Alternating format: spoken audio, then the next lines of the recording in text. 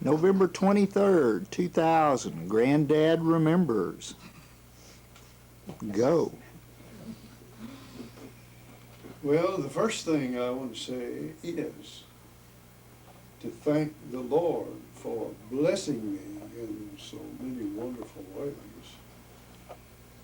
Not only for having great parents and marrying a good woman, but for the two beautiful daughters she gave me, who have been really the apple of my eye down through the years and have been nothing but good to me and never gave me any trouble, really didn't. And then they married two of the best men I've ever met in my life, and that's true. They've given me some of the most beautiful, wonderful, and gracious and loving grandchildren that anybody ever had in their lives. And now, of course, I have two great-grandchildren. And then, as a kind of a added blessing in my old age, I was very fortunate to meet and become acquainted with and have in my life a very dear lady named Barbara Barrett, who's been a blessing to me. And she's with us today. And so we begin at the end, and then we'll go back and look at the beginning. I was born in 1918, back in the horse and buggy days.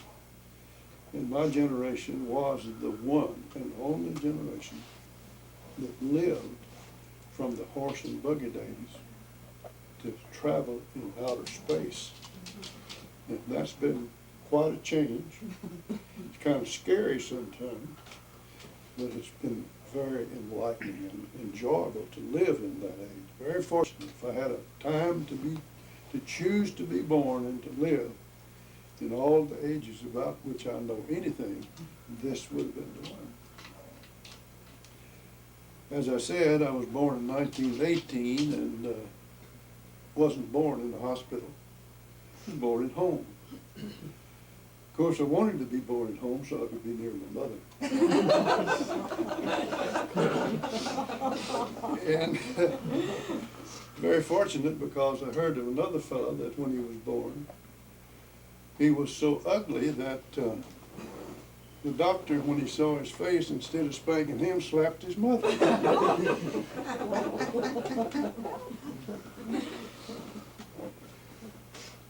But anyway, I was born on the farm and had a wonderful childhood. I guess I was as happy a child as I have ever known, because I was the last, and I had older brothers and sisters, and they all kind of took care of me themselves, and they were old enough to do that.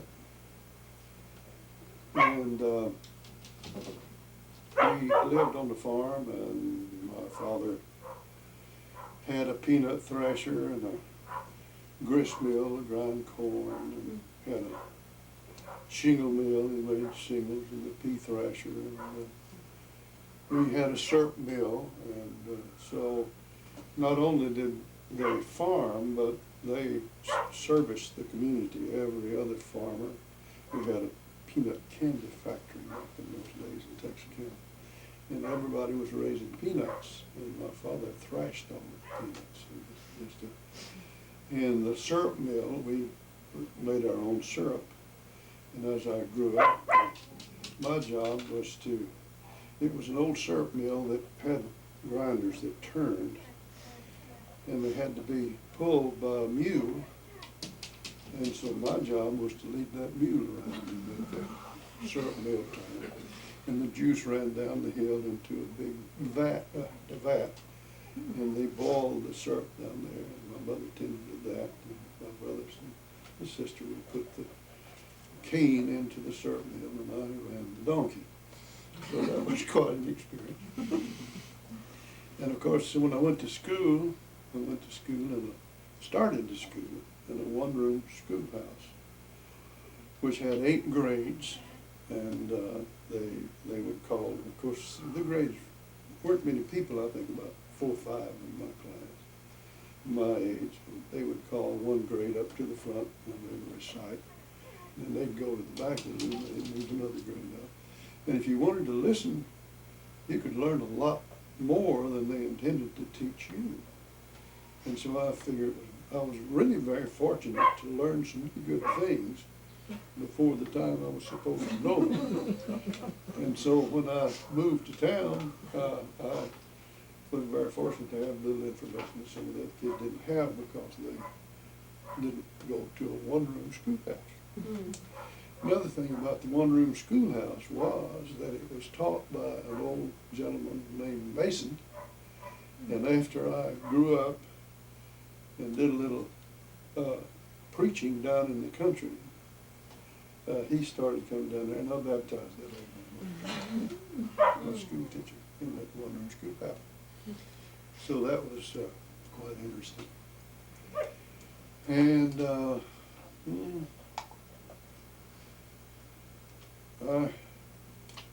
that's about all I know about my farm life, unless y'all have some questions you want to ask me about that. What kind of crops did you raise to, We raised corn and some cotton, but mainly we raised peanuts. And of course, we raised our own meat and raised our own vegetables. And we would go to town in a wagon once a month and buy things that we needed, but mostly about all we ever bought was coffee and sugar and flour, because we raised everything else. We raised chickens and pigs and beef and vegetables, and so we had everything. And we had our own grist mill, and we ground that, and so that's about all we bought. And we didn't have a radio, and of course no television, and we lived so far down in the country that if anybody saw anybody coming, we knew they was either lost or they was coming to see us, because we were the last one. And going to school, I walked. It was about 3 miles through the woods, and of course Dan and my brother and Edna and I, all three, were in school at the same time. They were at higher grades than I was. But we walked, and a lot of times he carried me on his shoulder when I first started in the first grade. That's the way we got. And as I said, we went to town in a wagon when we wanted to buy anything much. And we went to church in town. My father was an elder, and we went in a horse and buggy. And it was 8 miles to town. And I have a little problem with people not getting to church on time. Because it was 8 miles in the horse and buggy, and before we left, we'd have to milk the cow, because you have to milk cow every day, and feed the stock and do all of the farm chores, and then get up, and my mother would bake the bread for the communion. And there was an old German man who made homemade wine, and my dad would buy a little wine from him. And of course, that's back in the days of Prohibition. He wasn't supposed to be doing that, but he just made his wine for his own use. And so back in those days, instead of just using blue grape juice, we had the real McCoy. We had wine, and I think that was a good thing to do, because it had a little spirit to it when you tasted it, and I think that's part of what Christianity does. And of course, Paul said that instead of being drunk on wine, be filled with the Spirit, and so you got a little suggestion of that when you took the communion. But of course, we didn't ever go out to eat, because, as I said, we went to town maybe once a month. And when we did, they had what they called a wagon yard. And you just pull your old wagon in there and leave it there. Had places where you tie it, and there was a barbecue place. And we'd go get a little barbecue and take it back to the wagon yard. And that's what everybody else did. So we had kind of a party. We knew everybody in the wagon yard. So we had a nice little meeting, and then everybody would go to town and shop and buy whatever. So that was pleasant. What town was that? That was in Texarkana. That was And, Texarkana. Yeah, down on the farm, and of course, this burying place that Sally and you went to was where everybody was buried, and it wasn't all that far from the farm where I was raised. And back in those days, when they got ready to bury somebody, instead of buying these expensive caskets, they made the caskets. And my dad made caskets just not to sell, but just when the neighbors died, he'd build the casket. My mother would line it, and they'd haul it over to the graveyard in the wagon. And then they would take their plow lines and put under it, and 4 or 6 or 8 good strong men would just let it down in there, and then they'd pull it out, and then they'd cover it up. And so that was it. Funerals back in those days didn't cost $6,000 or $8,000 like they do today. Really didn't cost anything much, except everybody chipped in, and they went over and dug the graves. And we would have that place where the church was, it wasn't buried, but it was a little church house. And I can remember back then, they just had brush arbor over there. And they would have protracted meetings in the summer. And we'd go over there, and they'd have, from our farm, everybody take dinner and have dinner on the ground. And they'd have preaching of sorts, because who was preaching I don't think had ever been to any sort of seminary. He just studied his Bible and was a little smarter than the rest of them. And he came in and built meetings.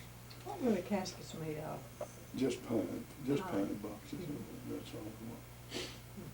Now, by the time my mother and father died, that was not the case. That was when I was just a little kid. And then we moved to town, and my father bought a service station and a garage, and my oldest brother, Arthur, was the mechanic. He went to mechanic school, and they ran that, and they also bought a grocery store. We had a grocery store. And I was in school, and funny thing, you didn't dress in the country the way they did in town.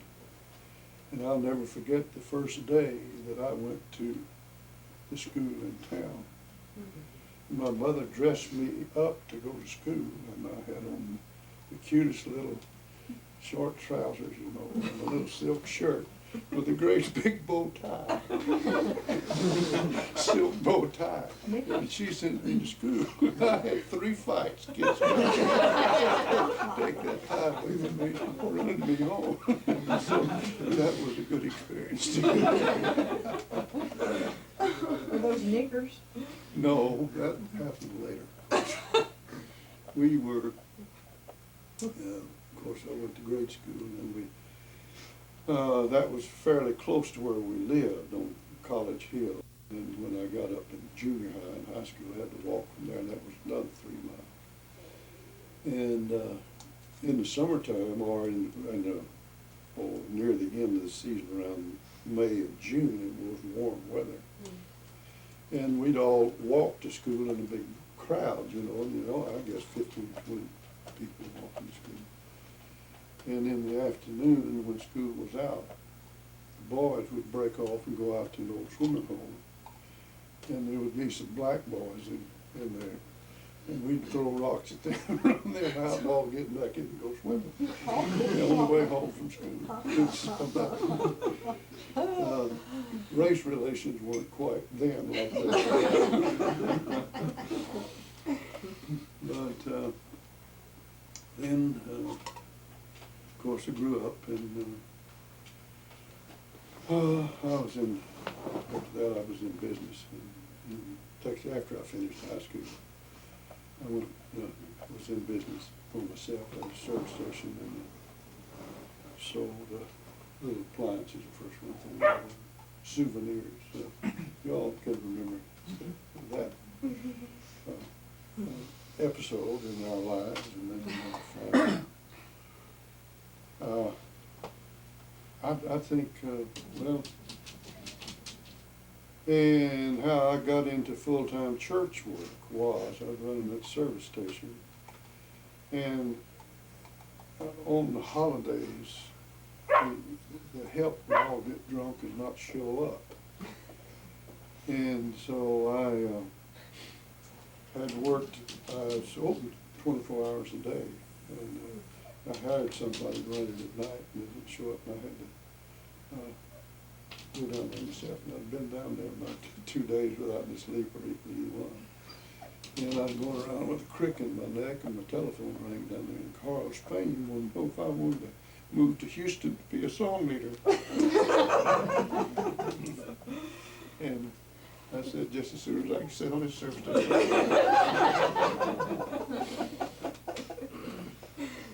And I think the Lord had a hand in that. And so I moved to Houston as a song leader. And then Central Church started a new congregation, Southwest Church. And I don't know why they sent me out there as the preacher, but I guess they couldn't find anybody any better. But I went out there, and we was very fortunate, and the things began to grow. And I was always just one lesson ahead of the congregation. Get up my sermon, and that's all I knew. And I'd preach that, and the little church grew. We wound up having 3 services on Sunday morning, 2 on Sunday night. And we had about 800 members when I left there and went back to Central.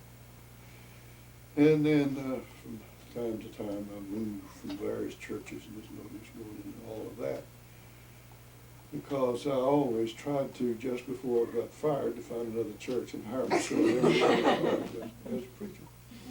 And I preached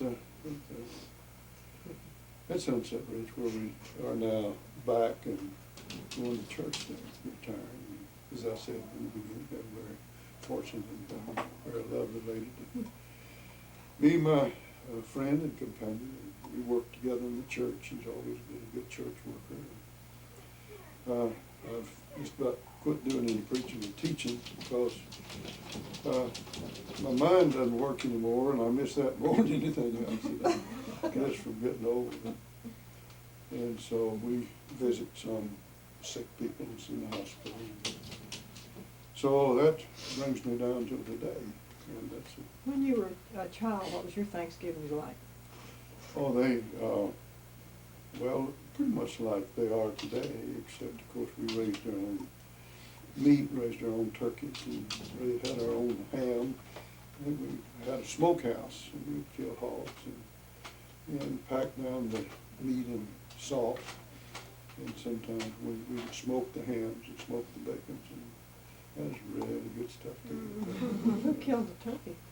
Well, either my mother or my dad would kill the turkey. But when we had chickens, I always enjoyed killing the chickens. I could take 2 and ring them like this. Ring their heads off. Did you get attached to chickens and turkeys? I mean, did you hate No, to see them no, go? we They weren't never like did. pets? We never did look at them in that way. We always could visualize. We had some meat, but a cute little thing that happened one day, and from where he came, nobody knows, but an old goose just wandered up to the house and took up his abode there. And every time an old settling hen, of course my mother would save eggs and put them under a hen when she got ready to set. She sat and raised her chickens, you know. That's where we raised our own chickens. And that old goose, every time a fresh batch of chickens would come off, he would adopt them. And he'd follow her around, and she'd try to run him off, and he'd finally whip her, and he was the daddy. But the old hen was very fortunate because there were lots of hawks down in the country. And he guarded that old hen with her chickens and would run off the hawks. They could never get to. And when she would scratch, you know how a chicken scratches, he'd stand there and pat his feet.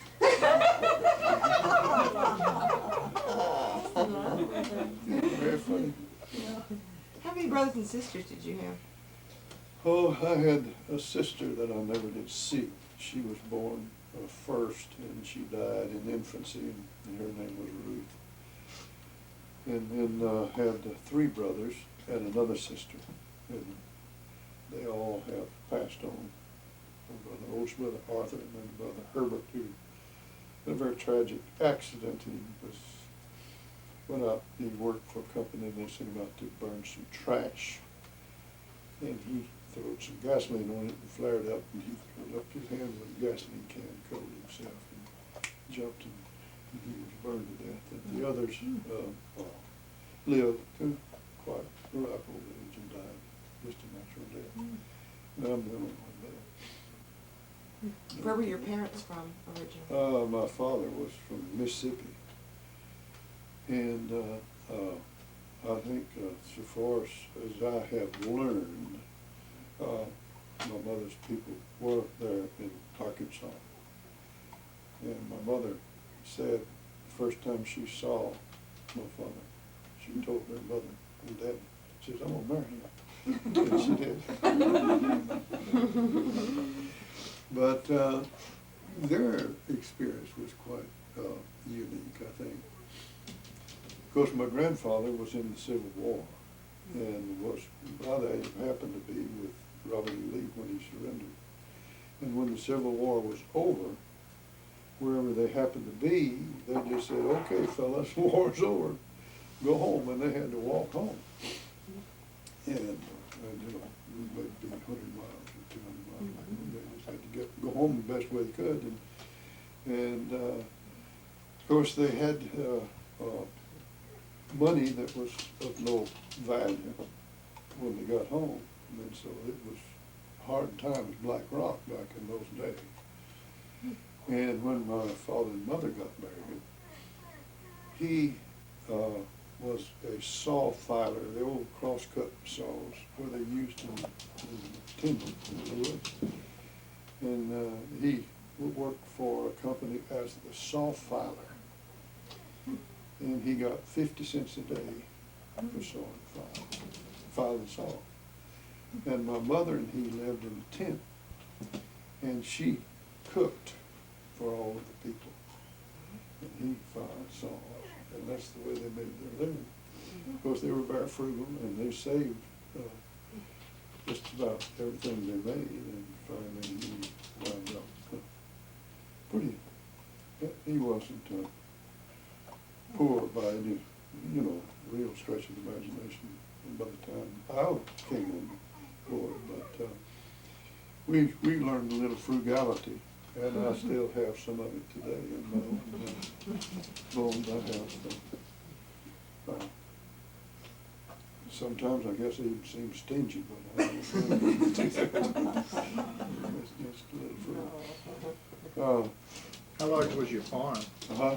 How large was your farm? We had at one time about 500 acres, but he sold some of it off, and from time to time, after the boys left home, and he had to move, he sold some of it, and there was, I guess, 300 acres by the time my father and mother died, and I inherited about 60 acres, and the little place I inherited had a lake on it. We built a little lake dammed up a creek and built a lake, and it had about 60 acres, and I sold that, and You tell them why you sold it now. that was a funny thing. Of course, you know, you always have illusions, and when a person loses all of their illusions, they're ready to die. So don't think illusions are bad, because you always have dreams you're dreaming, and I thought, you know, now when I retire, I'm gonna go down on the farm and build me a house on the back of that lake, and that's what I'm gonna do. So, we had, at that time, I owned an old RV, and Mary Jane and I went down there, we were gonna go and think about that, and so we had, stayed down there a couple of days, and she had had cakes baked up, and they were put up in that RV, and I started cleaning out brush, and it was hot, and there was snakes, and just about dark. I said, Mary Jane, get in this thing, we're gonna go get us a motel. And so I did. She jumped in and I did. But all of the cakes and stuff she had baked and pies that we were gonna stay down there about a week, you know, we're still out. And I got in there and, you know, some of you know how I am. I'm getting wet, flaming out of there, scattering cakes and pies. That was some experience, and I never did go back down there after that. I sold the whole thing, sold it to two different people. One man bought 40 acres, the other man bought the other 20 with the lake on it. Why did your parents leave the farm and move to town? What? Why did they move to town, your parents? Well, for one thing, the boys were grown. And so there was nobody really left there to run it. But they moved when I was early in school and bought the garage. And my oldest brother was the mechanic. He'd gone to mechanic school. And Herbert, my middle brother that got burned, worked for a company in town. And of course, Edna got married. But when I got to be a teenager, my father got it in his mind that I needed to remember how it was to work, so my mother and dad moved back to that dumb farm. And I stayed with Dan, my oldest brother, who wasn't married, and I seldom saw him. And you talk about frugality. My mother and dad would bring eggs and meat and bread and leave there for us to cook. And of course I was a teenager and I didn't like to cook much. And they would give me enough money so I could have 15 cents a day to buy my lunch at school. And you'd get a hamburger for a dime and a soda pop for a nickel. And that was a pretty frugal time for me too. So much was that the case that by the time I got married, I weighed 120 pounds, if you can believe that. But it was a good experience for me because I learned a lot of things in my life. And every Friday, Dan would pick me up at school and take me to the farm to work on Saturday. And then of course, I came back to town on Sunday and go back to school. And then in the summertime, as soon as school was out, I had to go back to the farm and work all summer. So I got a double dose of that. Did a lot of plowing. And of course, the plowing we'd do would be hook a mule to an old Georgia stock plow or a turning plow and just plow, one. And you hit a snag under there and then fly back and hit you in the ankle, they'd break your leg. Hit a stump and you'd be over with a mule on. It's quite an experience. I heard a rumor that you were a musician at one point. Oh, yeah. We had a little band. And in those times in Texarkana, at the movies, between each movie, they would have some entertainment that was on the stage.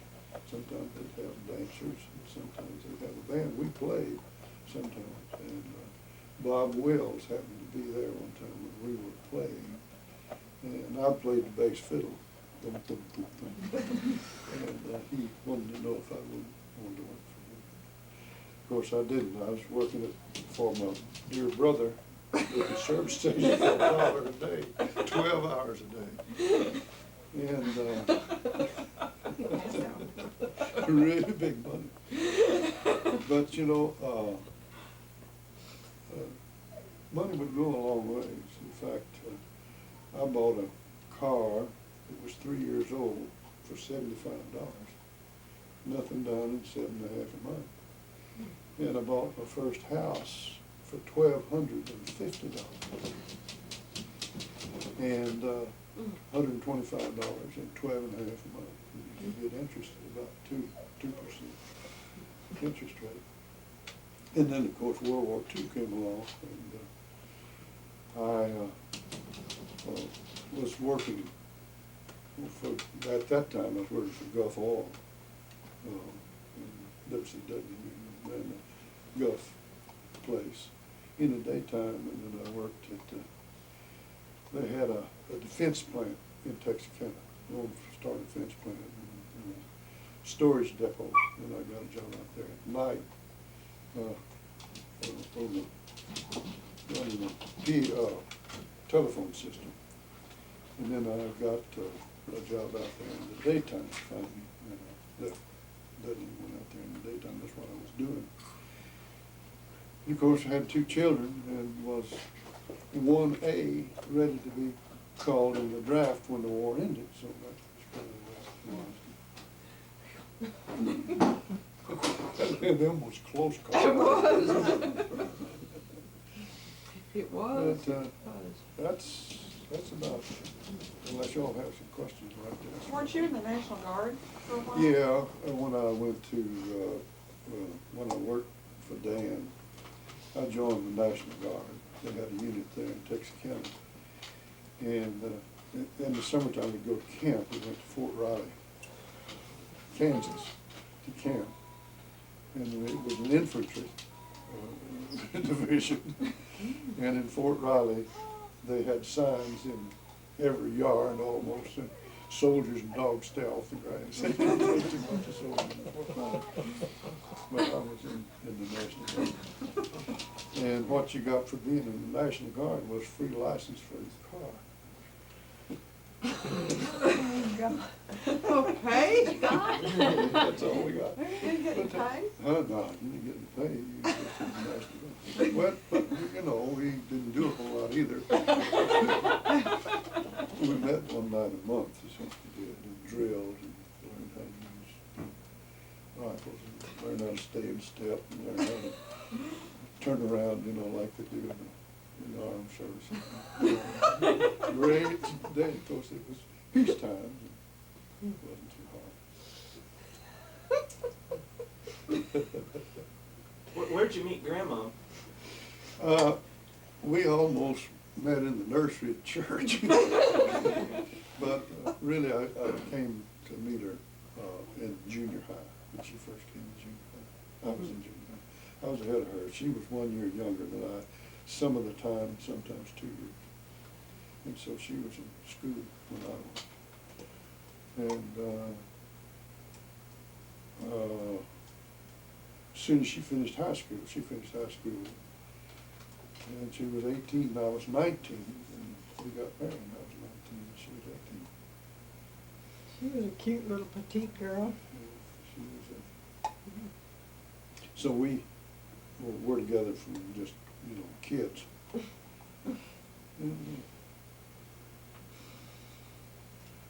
And of course, we went to church together too.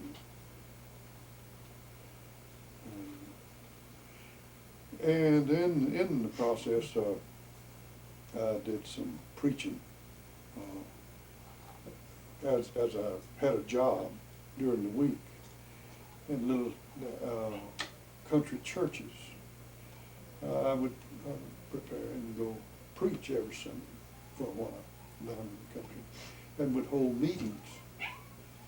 And I know that a lot of people are going to have stars in their crowns for listening to me preach. How old were you when you started preaching? I guess 21, 22. That was just down in the country. Down, one little place, called Central. And that was, down below Genoa, which was just where I went to, this one-room schoolhouse. We lived on a farm, and I walked to Genoa, to one-room schoolhouse, and had to ride a mule to the mailbox till they had it stay, and they had to take your lunch when you did that. Now tell us what you got paid. Oh, for preaching? They had to give you a sack of potatoes or a little hen that was too old to lay, something like that, to hold it for 2 weeks reading. And that's what I got for pay. Did you stay with people in their homes, or? No, I drove back and forth. It was down in the country. Now, I have preached when I stayed with people, and one of the worst times I stayed with an old couple, and they had a big fat man, and I had to sleep with him. Oh, gosh. And he slept in the valley, and I watched on the hills.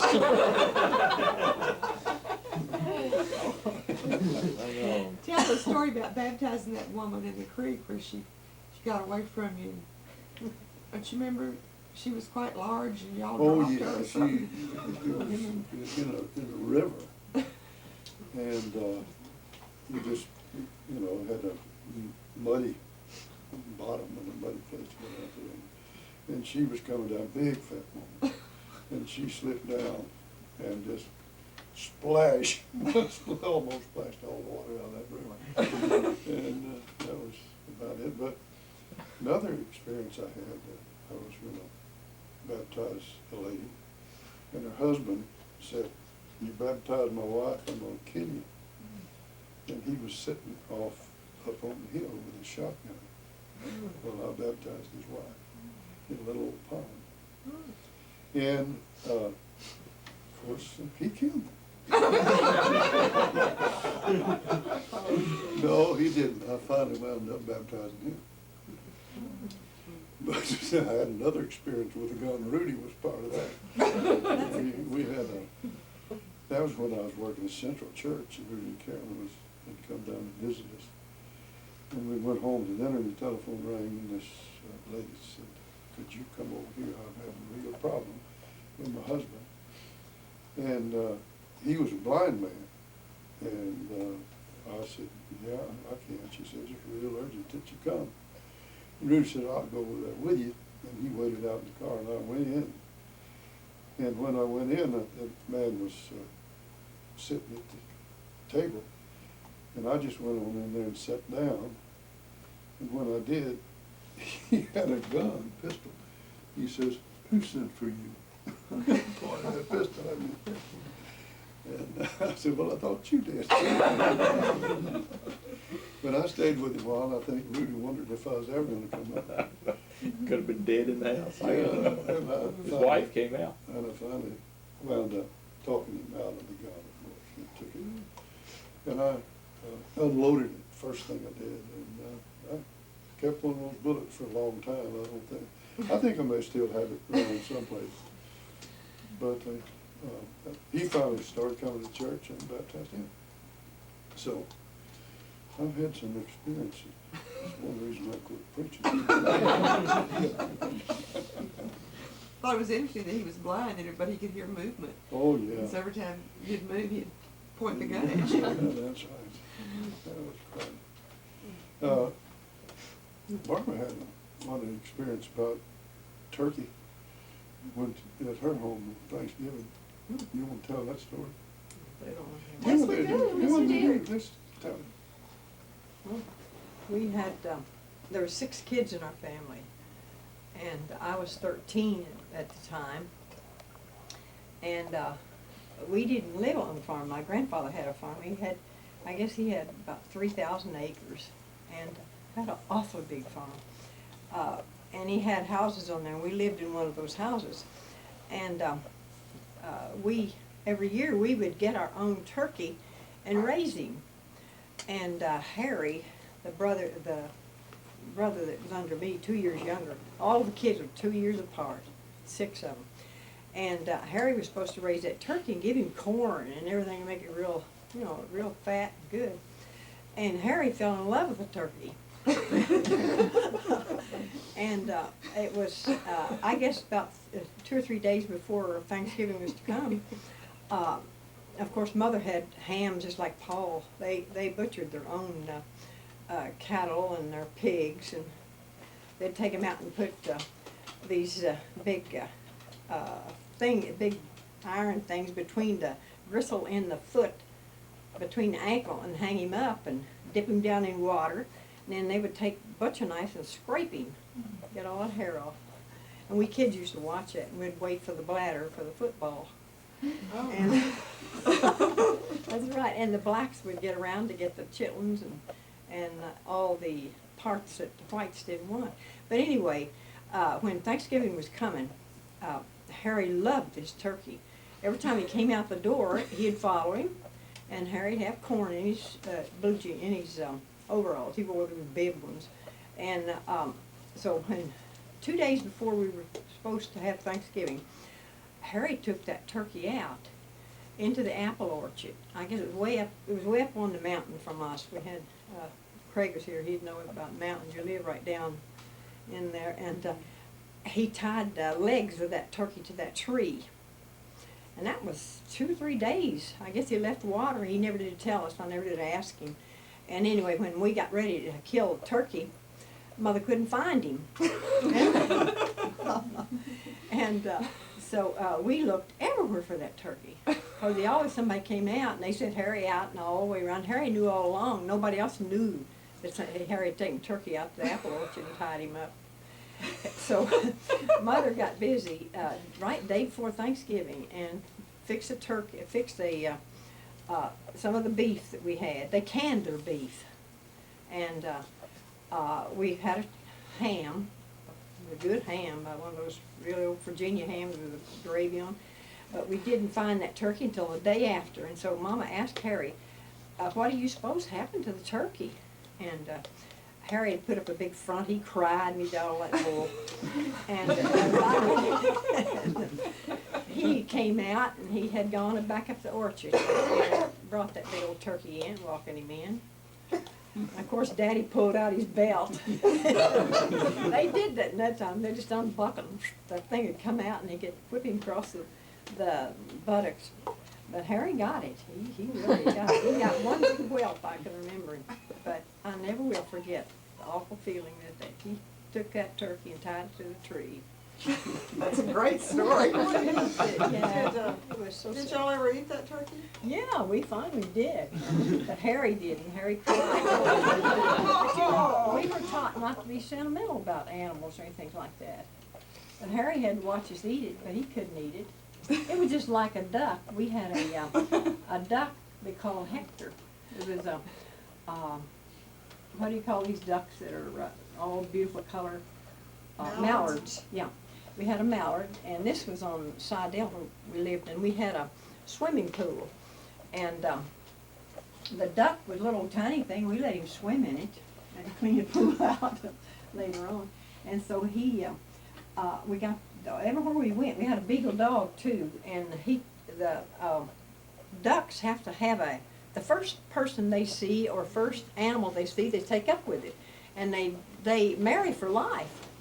They won't go away, and so this little old beagle just chased that duck everywhere, and the duck would come back and get on his back, and wouldn't leave that little beagle. But it got time where we had to kill that duck. We had a time with old Harry then, the mallard. You'd always, I think it was Easter we were going to have duck. Yeah. And Harry was a big boy then. He was married, and no, he wasn't. He was getting ready to go to Korea. Yeah, go to Korean Wars when it was. Yeah, we were all home for Easter, and we couldn't find the duck. And we knew that Harry must have done something with that duck, and he had taken it down we had an acre and a fourth on Sidell. It's up near North Wood Estates. And he had taken that duck and put him in a cage. And he pulled the same trick. We didn't have a duck that Easter. But Daddy didn't take out his belt this time. But we all loved that duck. The duck got so he'd swim in the pool at night. It came out, yeah. What with the frogs yelling, if anybody's had a pool, they hear the frogs all night. And that duck, I don't know, he didn't bother the frogs. Now, he'd mess up that pool and mess up the yard around it. Oh dear. Okay, why don't we take a break? We can continue this later if we want to. And, They come. She did. It was this big. careful what you say, Carol. And she wore this gray suit. I never will forget it. It was a gray poodle hair. Remember poodle hair? Poodle cut wool suit. And a hat, you know. And she and her husband would come down the middle aisle. They were always just right there, just as church was starting, so everybody could see them. And she would go down, and they would sit on the second row over here. And then brother and sister, somebody else would sit over here, every Sunday. And they would sing this song, and her husband sang bass, and this other guy sang bass. And when it come to the Hasten, Glad, and Free part, they were singing like this, and those men would turn to each other and go, Hasten, Glad, and Free. They did, every Sunday. It's cool. What number is it? 675.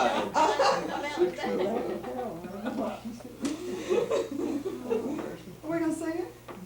I don't know, can y'all do the choreography? I can't walk down the aisle. I can, I got the reflex.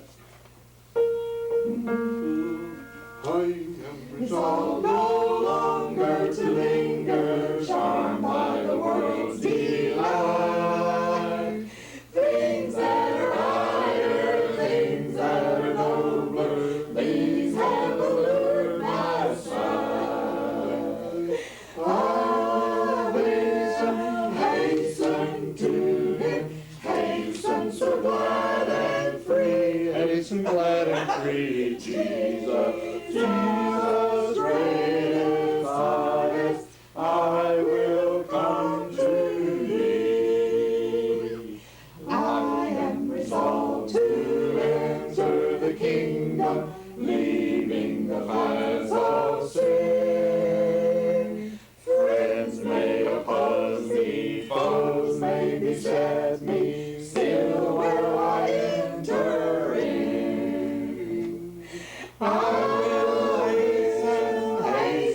To him, hasten so glad and free, hasten glad and free, Jesus, Jesus, greatest, highest, I will come to thee.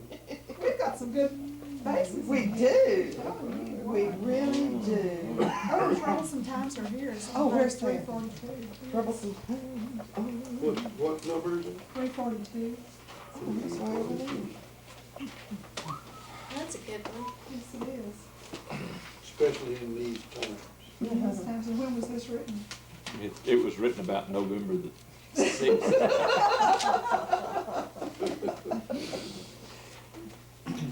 Oh, and we gotta sing 297. Oh, that's. 342 is it? Then we're gonna sing 297. Unless someone else has a selection. See, flying by faith. Jesus is coming soon. E flat. E flat. Troublesome Times times. are here, filling men's hearts with fear. Freedom we all dear, now's at stake. Open your heart to God, saves from the cherishing rod. Seek the way through, pure and strong, Christians are way.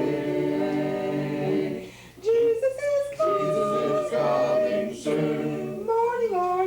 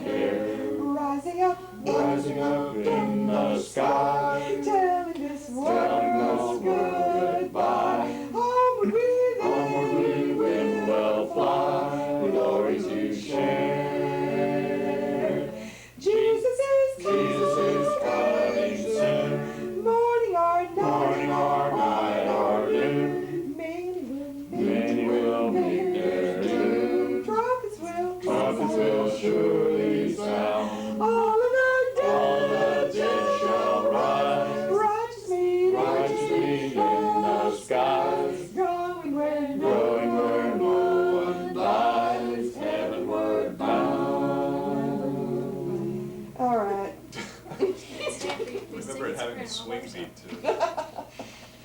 you You don't, don't sing with Aunt Carol well, too you much, gotta get you another congregation. Get you Harold Trout the dancer to lead these songs. How about In the Field I Was Wheeled? That's a good one. What number is that? 322. What number did you want to sing for? 448. We'll sing that. After we sing 322 or whatever it is. 322. I like it when they make you mark Yes. your pages before you get started, and you just have some about 5 of them in a row.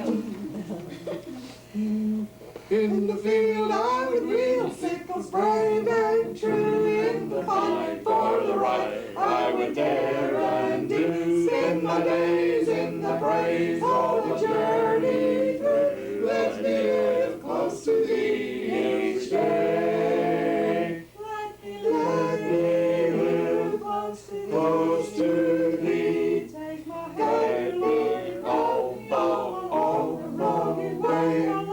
Let me live close to thee. Let me walk in thee, walk in each day. Help me bear and to share some poor pilgrim's load. Be my friend to the end of the toilsome road. I would sing to my King in the soul's abode. Let me live close to thee each day. Let me live close to thee. Take my hand, Lord, and guide me all along the way.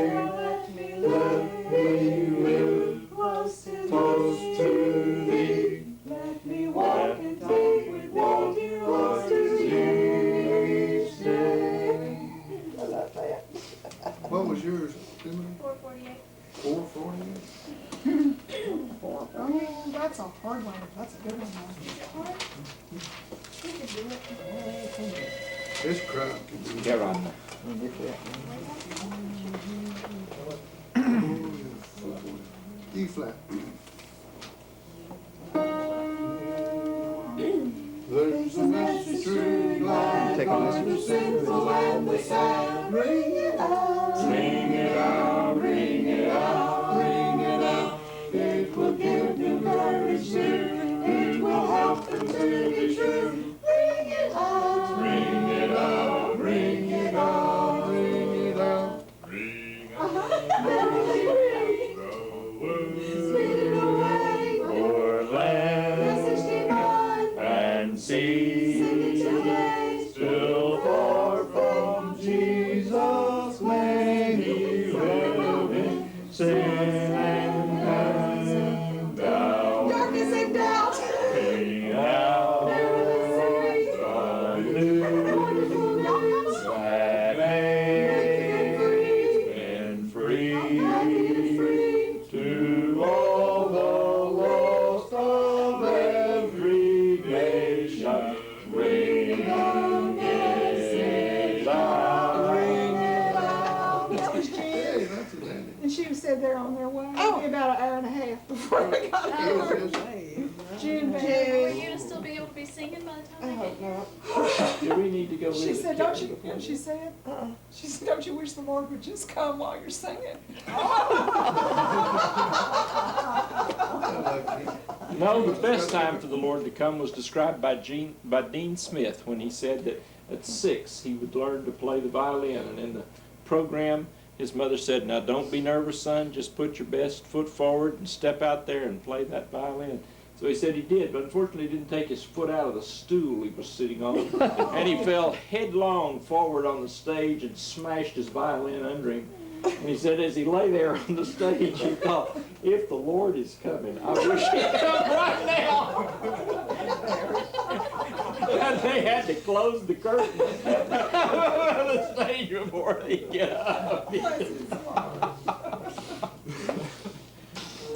Oh, that's funny. You want to sing the last part? Okay, Okay, yeah, I missed that one. What are we after? we're in the last verse of this. Oh, the song. Last spasm. what number was it? 448. It's your Choice. song.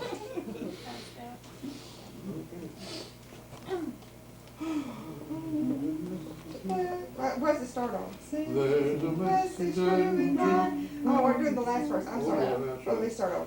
Sin and doubt to sweep away till the dawn of a better day. Bring it out. Ring it out, ring it out, ring it out, till the sinful world be won for Jehovah's mighty Son. Bring it out. Ring it out, ring it out, ring out the word Speed away. o'er land Message divine. and sea. Sing it to death. Still far from Jesus, many live in sin and Darkness and doubt. Ring out Merrily ring. the news Wonderful news. that Making makes free. men free. Happy and free. To all the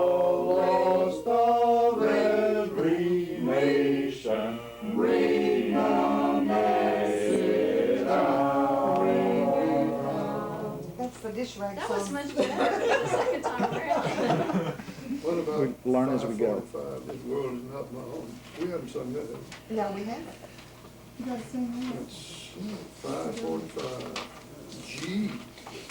You should be able to do that.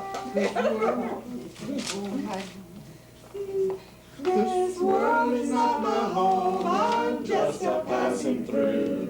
My treasures are laid up somewhere beyond the blue. The angels beckon me from heaven's open door, and I can't feel at home in this world anymore. Oh Lord, you know I have no friend like you. If heaven's not my home, then Lord, what will I do? The angels beckon me from heaven's open door, and I can't feel at home in this world anymore. Just up in glory land we'll live eternally. The saints on every hand are shouting victory. Their songs of sweetest praise drift back from heaven's shore, and I can't feel at home in this world anymore. Oh Lord, you know I have no friend like you. If heaven's not my home, then Lord, what will I do? The angels beckon me from heaven's open door, and I can't feel at home in this world anymore. That is wonderful. Can we do the one right across from What? Mom, God, and Yeah, I? that's right. What's the number? 546. The one across from it. I lost it. Yes, you have.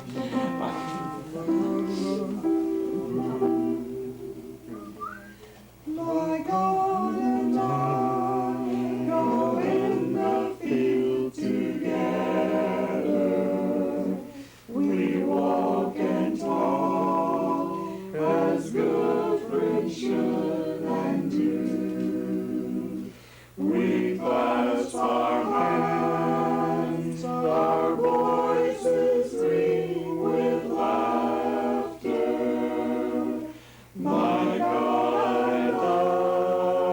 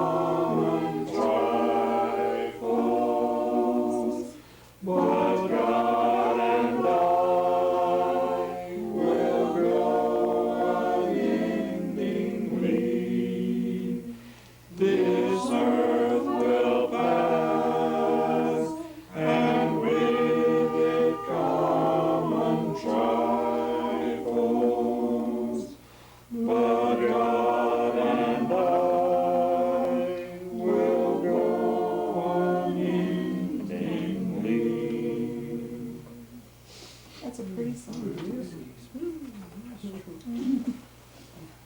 How about 426? What's that little song? What's that little saying? 426. Ooh, we need to sing 430, that's so pretty. Or we could get some of the men to sing that. Praise him. We should just have all men and then all women sing. That'd be good. We could do that.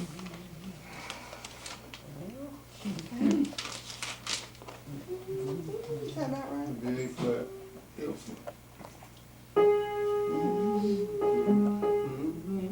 What, is that it? That's a C. Let's see. Play Go on A flat. A flat. Praise him, Jesus, our blessed Redeemer, Savior, His wonderful love proclaim. Hail Him, hail Him, highest archangels in glory, strength and honor gives to His holy name. Like a shepherd, Jesus will guard His children. In His arms He carries them all day long. Praise Him, tell of His excellent greatness. Praise Him, ever one joyful song. Praise Him, Jesus our blessed Redeemer. Heavenly portals love with Hosanna's ring. Jesus, Savior, reign forever and ever. Crown Him, prophet and priest and king. Christ is coming, over the world victorious. Power and glory unto the Lord belong. Praise Him, tell of His excellent greatness. Praise Him, ever in joyful song. Was that Marcus? It was Is Marcus. he coming over? No, he's got something to do. But Let's say 436. He would have come over if you hadn't told him about the singing, well, Bill. I think he already knew about it. Okay. How could you miss He it? was just checking to see if we've done anything. I think you could hear the sing before you even dialed the phone. 436. 436. That's good. What's the number? 634 for you, Oh, Dad. thank you. Redeemed, yeah. B flat. B flat. Uh-huh. No, what? Hit it Give us again. an F. It's a high one. An F.